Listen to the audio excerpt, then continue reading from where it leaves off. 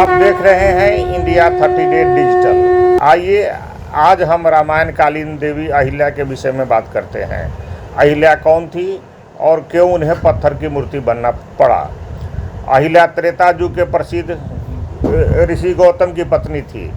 देवताओं के राजा इंद्र के गलती के कारण ऋषि पत्नी अहिल्या को श्रापवश पत्थर होना पड़ा और अहिल्या हजारों वर्ष तक पत्थर की मूर्ति बनी भूखी प्यासी अपने आश्रम में पड़ी रही।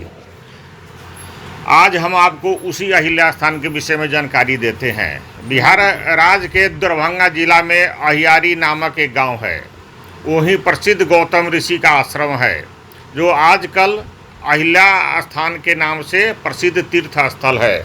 यहाँ पहुँचने के लिए सुविधाजनक सड़क मार्ग है। सड़क मार्ग द्वारा अहिल्या स्थान दरभंगा से 20 किलोमीटर दूर और सीतामढ़ी से 40 किलोमीटर दूर है। नरकटियागंज समस्तीपुर रेल मार्ग में स्थित कमतौल स्टेशन से अहिल्या स्थान की दूरी मात्र 5 किलोमीटर है। हवाई जहाज से आने वाले यात्रियों के लिए दरभंगा नज़दीकी एयरपोर्ट है, जबकि पटना एयरपोर्ट से अहिल्या स्थान भी आने की सुविधा है। इस तीर्थ स्थल पर आने के लिए 24 घंटे बस एवं टैक्सी उपलब्ध रहते हैं।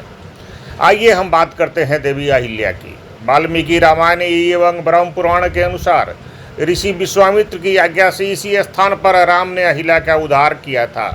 तब से यह प्रसिद्ध तीर्थ स्थल के रूप में जाना जाता है।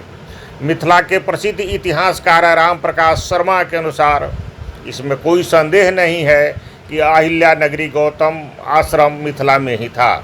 बक्सर में राम ने ऋषि विश्वामित्र के जग की रक्षा करने के दौरान राक्षसों का वध करके धनुष जग देखने के लिए मिथिला जाने के दौरान भगवान राम ने अहिल्या का उद्धार इसी स्थान पर किया था। उसके बाद वहां से उत्तर दिशा में चलकर ऋषि विश्वामित्र के साथ जनकपुर पहुंचे थे। वाल्मीकि रामायण, रामचरितमानस सहित कई रामायणों में भी इसका वर्णन है। ब्रह्म पुराण में भी इस स्थान का विस्तार से वर्णन है। वर्णित कथाओं के अनुसार राम और लक्ष्मण विश्वामित्र के साथ मिथिला में प्रवेश करने पर एक निर्जन आश्रम को देखा। तब राम ने विश्वामित्र से पूछा कि यह स्थान देखने में तो आश्रम जैसा दिखाई देता है, किंतु क्या कारण है कि यहाँ कोई ऋषि या मुनि दिखाई नहीं दे रहे हैं। तब विश्वामित्र जी ने समझाया कि यह स्थान कभी महर्षि गौतम का आश्रम था। यहाँ गौतम ऋषि अपनी पत्नी के साथ रहकर तपस्या करते थे। गौतम ऋषि के आश्रम में नहीं रहने का फायदा उठाकर देवराज इंद्र ने गौतम ऋषि के वेश में आकर अहिल्या से प्रणय याचना की। अहिल्या ने इंद्र को पहचान लिया और इनकार कर इंद्र को आश्रम से भगा दी। जब इंद्र अपने लोक लौट रहे थे, तभी अपने आश्रम में वापस आने के दौरान गौतम ऋषि की दृष्टि इंद्र पर पड़ी, जो उन्हीं का भेष धारण किए हुए था। कारण को समझते देर नहीं लगी और गौतम ऋषि ने इंद्र को श्राप दे दिया। इसके बाद गौतम ऋषि अपनी पत्नी को भी श्राप दिया कि तू हजारों वर्षों तक केवल हवा पीकर कष्ट उठाती हुई इसी आश्रम में पत्थर जैसी पड़ी रहेगी। अहिल्या के द्वारा वस्तु स्थिति बताए जाने पर गौतम ऋषि का क्रोध शांत हुआ। तब उन्होंने साप से उद्धार का उपाय बताया कि जब त्रेता युग में राम इस वन में आएंगे तभी उनकी कृपा दृष्टि से तेरा उद्धार होगा। तब तुम अपना पूर्व शरीर धारण कर मेरे पास आ सकेगी। यह कहकर गौतम ऋषि इस आश्रम को छोड़कर हिमालय पर तपस्या करने चले गए।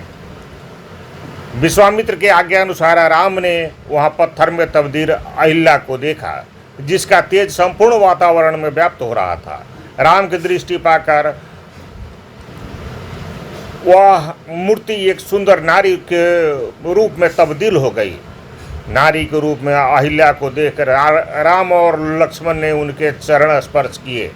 उनसे उचित आदर सत्कार ग्रहण कर मुनि विश्वामित्र के साथ जनकपुर चले गए।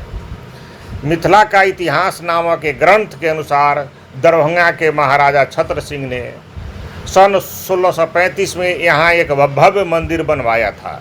इस मंदिर में श्री राम, सीता, लक्ष्मण, हनुमान के साथ गौतम ऋषि और अहिल्या की मूर्तियां स्थापित करवाई थी। इतिहासकारों के अनुसार संत रामानुज ने भी यहाँ एक स्तंभ और पिंड बनवाया था। मंदिर के पास ही एक नदी बहती है।